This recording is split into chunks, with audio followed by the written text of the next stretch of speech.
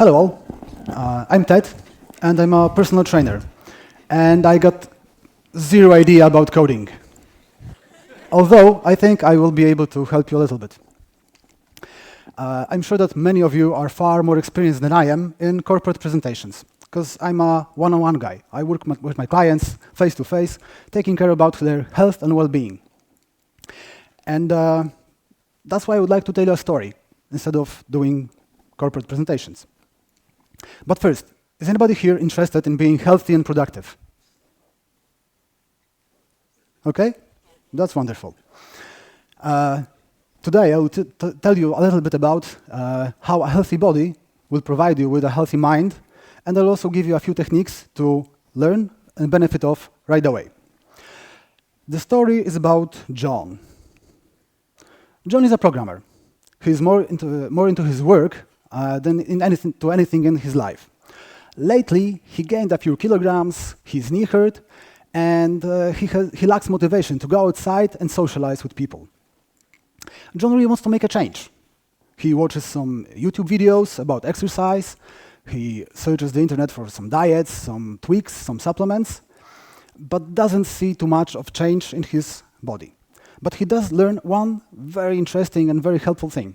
It's a breathing technique that helps to elevate your alertness and focus. Would you like to see that technique? Yeah? Okay. I call it fire breathing. But it's not about putting any fires around. It consists of 20 fast, short breaths that mimic the way you breathe when you're in danger, or when you're very excited or raging. Okay? It's 20 very fast breaths, like, and then that's an option to even further boost your alertness. The other part of the technique will be getting a big inhale, closing your windpipes, so closing your mouth and your nose, compressing your chest and abs, like pressing the air that's inside you upwards to your head, along with blood. But one word of advice: if you have high blood pressure, don't do the latter part of the exercise, okay?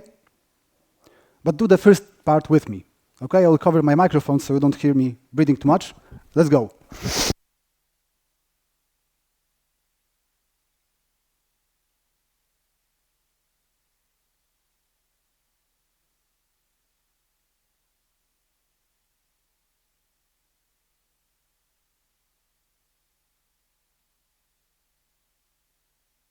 For those that have normal blood pressure, close the windpipe, compress, press the air like you're exhaling,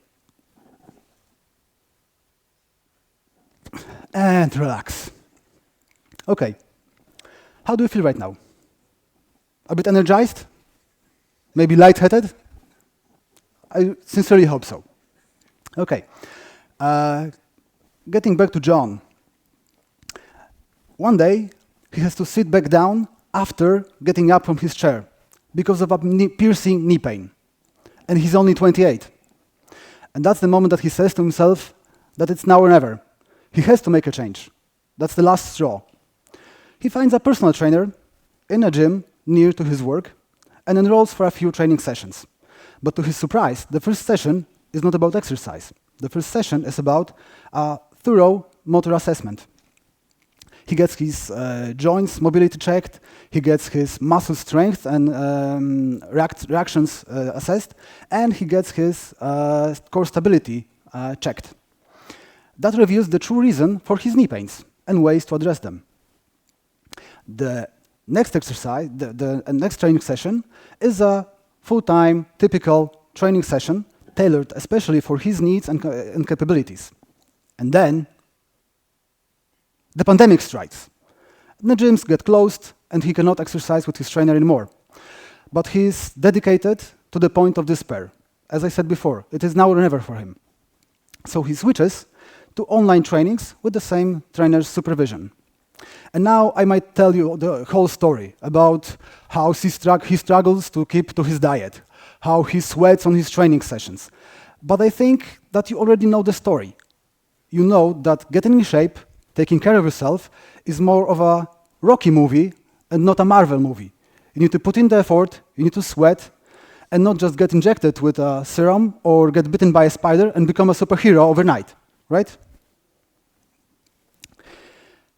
But why am I talking about physical exercise on a Java Summit? Right? We are at the Java Summit with the smartest people working with their brains, not their muscle. Well, physical exercise is scientifically proven to boost BDNF. That's brain-derived neurotrophic factor. That's the chemical that is responsible for neuron growth and repair in your brain. And physical exercise can boost the BDNF over 30%. So I thought that might be interesting for you. Okay? Also, physical exercise help your cardiovascular system to stay in shape and transport more oxygen through your blood to your brains.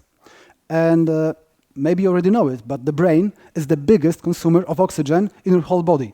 On a daily basis, your brain needs more oxygen and more energy than your whole muscular system altogether. Which brings us back to breathing. Okay? Does it happen to you sometimes that you get stressed in an instant? Like somebody cuts you off while driving, or the printer jams at the worst moment, or the code that you triple-checked still doesn't work. And in a split of a second, you are ready to rage. You're just exploding. Happens sometimes? Give me a hand up. Okay? You're not so very stressed. I thought there would be more stressed people over here, but okay. I can show you a technique to get calm instantly, without any violence or breaking stuff. Want to see it? Okay.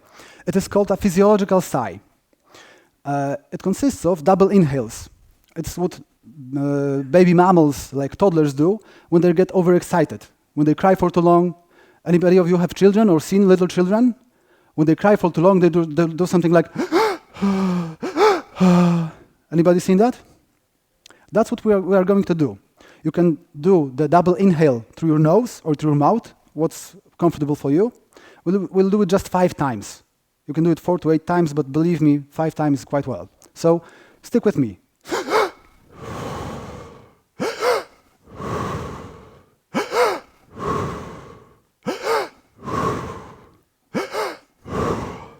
Okay, good night. Okay, believe me, this technique saved me at least 10 times while I was driving. I'm a very, very stressful and very nervous driver. And it stopped me from getting out and like saying some not nice things to other drivers. Okay, getting back to health. Luckily, I am not the only one to promote physical health, exercise, and well-being. Many Silicon Valley CEOs also promote physical activities, exercise, and health. For just a few examples, Mark Zuckerberg, we all know him. He sets his own personal fitness challenges, like running 365 miles in a year. Tim Cook is an early riser that regularly hits the gym. You can also see Apple's effort in physical well-being by products like the Apple Watch. And my personal favorite, Richard Branson, while he's not exactly a Silicon Valley CEO, still he's a noted entrepreneur that touted benefits of physical exercise many times. He says many times that his physical activity and physical well-being is a key component in his success, productivity, and overall happiness.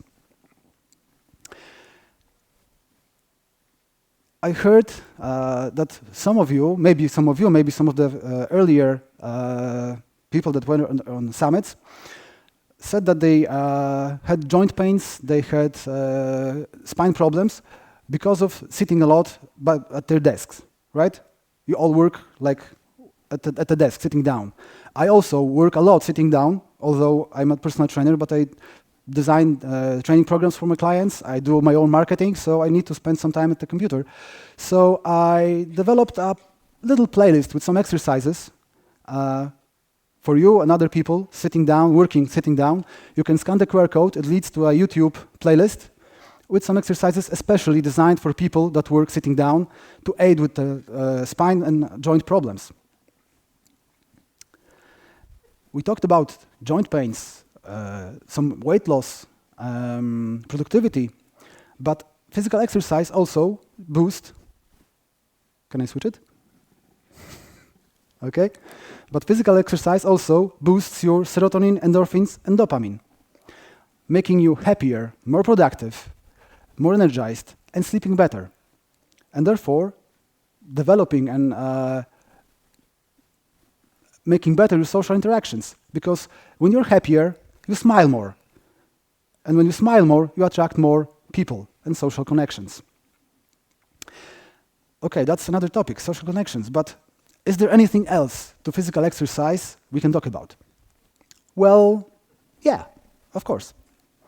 There are two terms, like longevity, lifespan and health span. Anybody heard the terms lifespan and health span?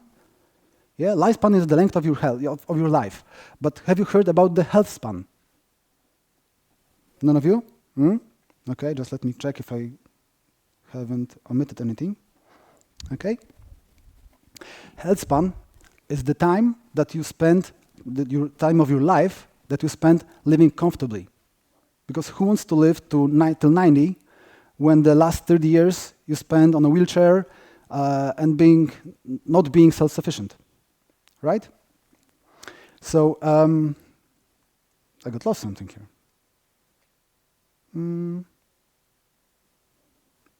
Yeah.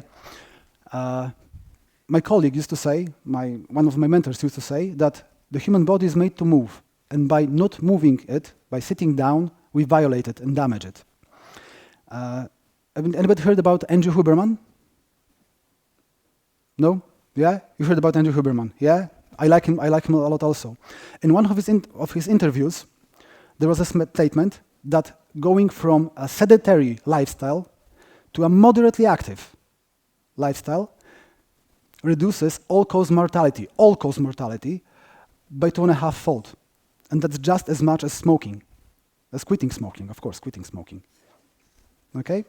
The WHO advises to have 150 minutes of stage 2 cardio a week.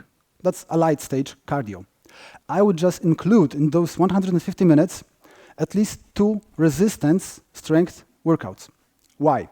Because stage 2 cardio will make your life longer. But strength training, maintaining your muscle strength, will prolong your health span. The time in which you will be self-sufficient and you will live a comfortable life. And another example of this is that strength training, like lifting weights or other resistance training, reduces the osteoporosis risk in women by 70%. That's more than any available drug or medicine, either with prescription or without. Just physical exercise. Getting back to my story. Kamil lost over 40 kilograms. Did I say Kamil? It was John in the first place, right? Well, since you already know, the story is true. Kamil lost 40 kilograms in a year. He improved his personal life by 2-fold, by his own judgment, especially his self-esteem. And he improved his professional life significantly, measuring by his big raise in his job. And why am I talking all that much about physical exercise at the Java Summit? Because in my JavaScript Summit, yeah, okay, excuse me. I told you, I have got no idea, but Java Summit. Thank you very much, yeah. See? Okay? So why am I talking about this so much? Because in my opinion, nowadays, the decision isn't about whether to hire a personal trainer or not. It is about investing in a personal trainer now or spending significantly more on medical bills in the near future. I told about motor assessment. Has anybody of you had a motor assessment ever had? Has any of you had a motor assessment made by a professional? Okay, who would like to have? Okay? After this presentation, I will be hitting here answering questions, but also I will spend 30 minutes in the lobby answering all your questions. You can approach me and talk to me, ask any questions. And also, I have 3 slots for free motor assessments for the first people to approach me and make an appointment. Okay? And now, just to leave you before the lunch with a Naval Ravikant quote. To have a peace of mind, you have the peace of body. You have to have a peace of body first. Thank you.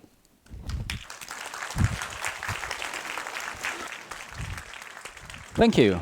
Let's avoid sitting down. Avoid sitting down. Yeah, of course. Okay. That's a good idea. I have one top question here for you. So, how often do you recommend to do the breathing exercises or other motor exercises for someone who's working 8 hours at a desk? So, what's the frequency of the exercise they should take? Okay, for the breathing exercises, these are to be made when you need them. When you need to wake up, then instead of a coffee, you can do the first exercise, the fire breathing.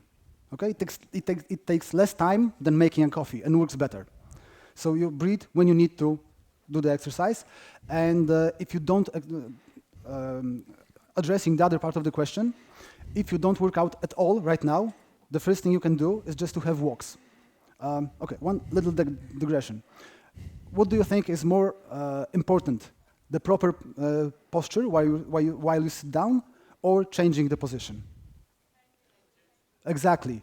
To change the position is more important than to sit in a proper position. I've seen studies of people that, in part, sit down, in part, lie down with the computer on their belly and on their backs, and it was better for them to change the position instead of just adjusting the chair many times or getting the perfect chair.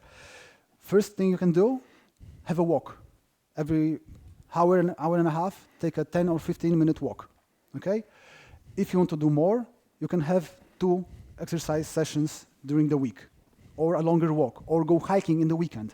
It doesn't have to be like 4 strength trainings in a week when you just start. You always should start slow, start low, and gradually increase your efforts. So, in my opinion, 2 trainings a week is a minimum. 4 to 5 is optimum. But don't start with 4 or 5 trainings.